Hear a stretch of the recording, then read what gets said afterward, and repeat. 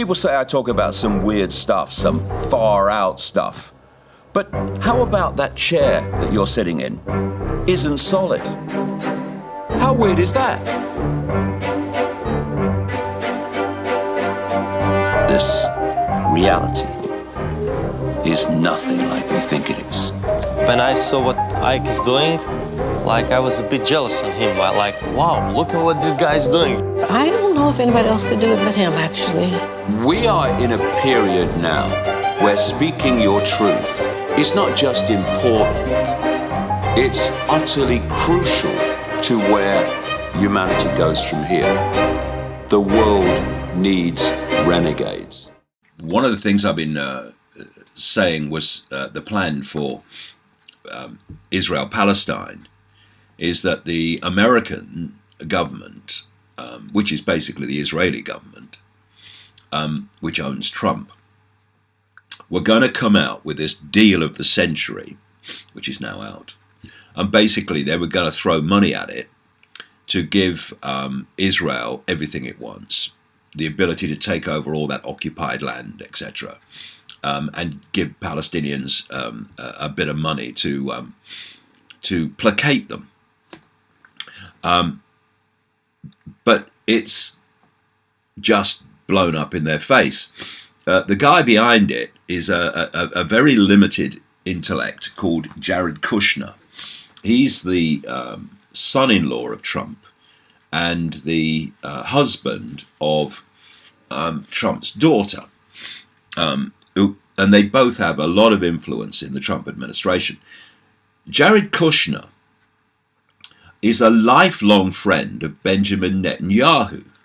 Benjamin Netanyahu was a friend of Kushner's father, who went to jail because he's a crook. And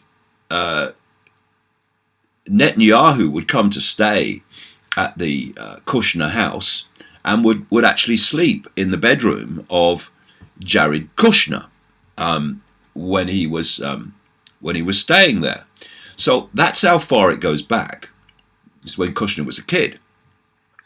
And now we have this lifelong friend of Benjamin Netanyahu, a 100% ultra-Zionist, producing this deal of the century on behalf of Israel while claiming to be operating for the American government.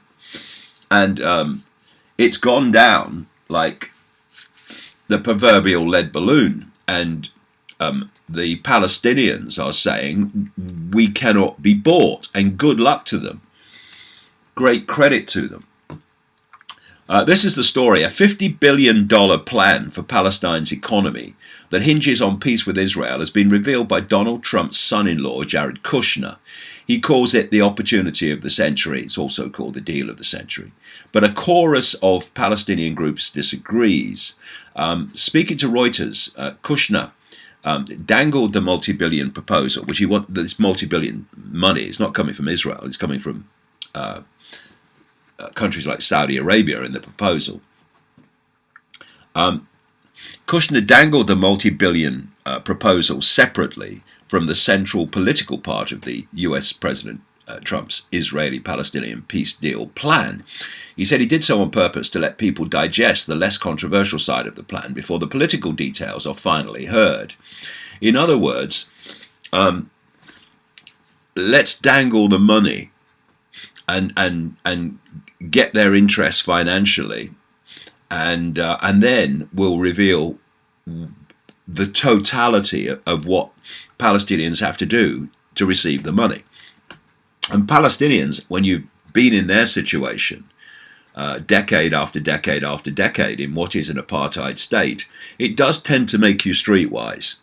And anyone who observes Trump from the moment he was elected will know that he's owned by Israel, and people like Sheldon Adelson, the Las Vegas casino multi-billionaire and media owner in Israel, and again, a controller in many ways of Benjamin Netanyahu, just as Adelson controls Trump. It was Adelson's say-so that got John Bolton in as national security advisor to drive the war with Iran agenda, which I've been exposing now for, since back in 2002, 2001. Anyway,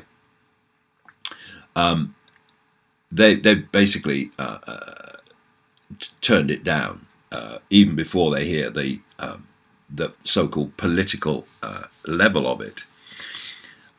The interview, as well as the document shared by the White House, draws an optimistic picture of 1 million jobs created in the West Bank and Gaza, and Palestine's GDP doubled in 10 years with the help of the specially created multinationally controlled fund. Donors would pour in some $28 billion into the West Bank and Gaza, while further investment would go to Jordan, Egypt and Lebanon, where several million Palestinian refugees live, who were forced out through violence from Israel Palestine when Israel was formed in 1948 and have never been allowed to return. Whereas you only have to be married to someone Jewish to have an absolute right to live in Israel, but not the people that lived there before. But it's not racist or anything. Don't want to give that impression. So they're trying to buy them, and they are not literally buying it. And why would they? Because it's on an obvious scam. This is a story from the Electric Intifada, an internet website that exposes a lot of the kind of extreme behavior of Israel towards Palestinians. And this is a story about breakfast with Tony Blair, ? Program leaks for Kushner's Bahrain workshop. Expectations were already at rock bottom for US presidential advisor and son-in-law Jared Kushner's Bahrain workshop, intended to kickstart the economic aspects of the Trump administration's deal of the century. But they managed to sink even lower after the draft program of the meeting, set for the 25th and 26th of June, leaked online. Palestinians, including the Palestinian Authority and private business people invited by the Americans, were already boycotting the conference and urging others to do the same.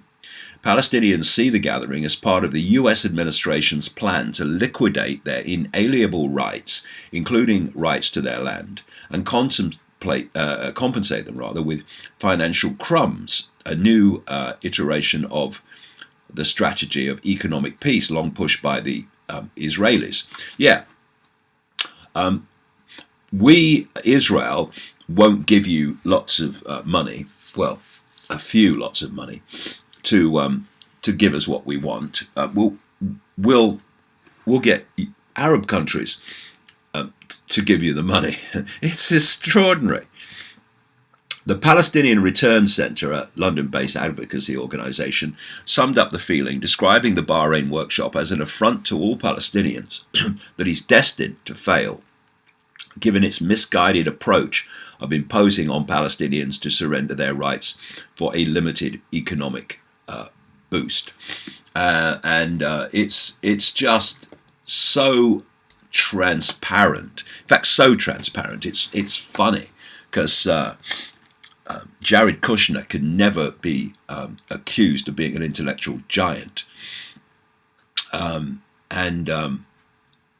So is another story before I change the subject. And it's something I've been predicting in my books for so long.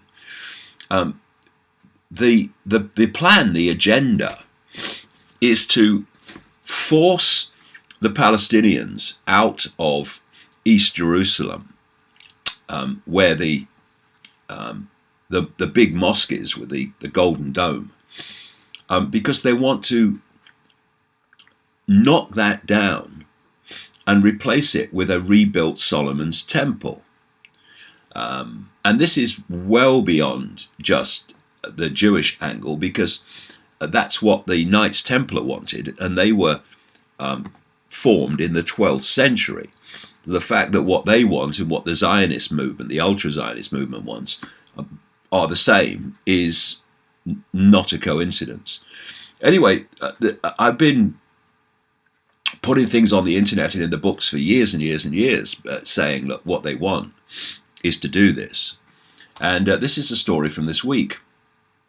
In Israel, the push to destroy Jerusalem's iconic Al-Aqsa Mosque goes mainstream. The ancient site dates back to the year 705 and is being targeted for destruction by extremist groups that seek to erase Jerusalem's Muslim heritage in pursuit of colonial ambitions and the fulfillment of end times prophecy. Absolutely what I've been pointing out, well, for decades now, is the plan. And it is to do with this end times prophecy, although there's more to know about that as well.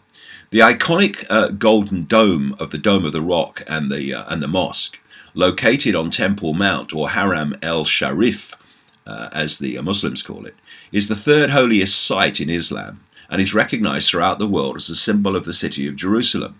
Yet, this ancient site that dates back to the year 705 is being targeted for destruction by increasingly influential extremist groups that seek to erase Jerusalem's Muslim heritage in pursuit of colonial ambitions and the fulfillment of end times prophecy, the story says. Some observers may have noticed the growing effort by some Israeli government and religious officials to remove the Dome of the Rock and the Al-Aqsa Mosque from the Jerusalem skyline, not only erasing the holy site in official posters, banners and educational material, but also physically removing the building itself. For instance, current Knesset member of the ruling Likud party, that's Benjamin Netanyahu's party, American-born Yehuda Glick, was also the director of the government-funded Temple Institute, which has created relics and detailed architectural plans for a temple that they hope will soon replace Al-Aqsa. Glick is also close friends with Yehuda Etzion, who was part of a failed plot in 1984 to blow up Al-Aqsa Mosque and serve prison time as a result.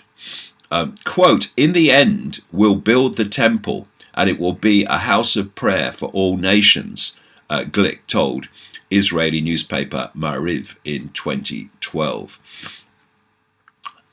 In a few months, I'm gonna expose all of this. In fact, it's actually only a few weeks now. A year later, Israel's agriculture minister Uri Ariel stated that we've built many little temples, but we need to build a real temple on the Temple Mount. Ariel stated that the new Jewish Temple Trust must be built on the site where Al-Aqsa currently sits, as it's at the forefront of Jewish salvation. I mean, these people are not crazy or anything, it's just a rumor.